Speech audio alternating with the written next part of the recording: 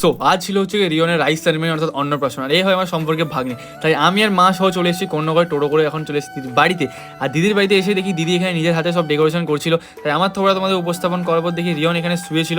তারপরে কিছুক্ষণ মধ্যে চলে আসে রিয়ন তার বড় মামার কোলে, তার এই হচ্ছে কি ডেকোরেশন দিদি তার নিজের হাতে এটা করেছে।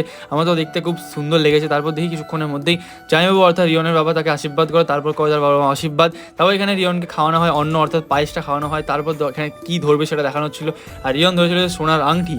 তারপর এইসব দেখার পরে আমি এবং আমার একটা দাদা মিলে আমরা চলে বাইরে একটু এক্সপ্লোর করার উদ্দেশ্যে, আর বাইরে এক্সপ্লোর করতে পেরিয়ে দেখি গাইস কী লেভেলের হাওয়াটাই না দিচ্ছে।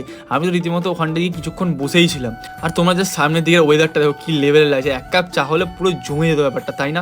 তারপর এখানে কিছুক্ষণ মধ্যে বৃষ্টি হয়ে যায়। এই বৃষ্টির মধ্যে যদি ভুড়ি ভোজ করা যায় কী লেভেলে লাগে, ঝুরঝুরে আলু ভাজা সহ ডাল তার সঙ্গে এবং চিকেন সাঁটিয়ে বেশ ভালোই ঘুম পেয়ে যাবে। ঘুম কাটানোর জন্য আমি একটু বাইরে হাঁটতে বেরিয়ে দেখি ওয়েদার অবস্থা কিছুটা এরকম। যাই হোক বন্ধুরা, এই ছিল ব্লগ। যদি ব্লগটা ভালো লাগে যেতে দেখুন সাবস্ক্রাইব করে দেবো। এখনকার মধ্যে খানি টাটা।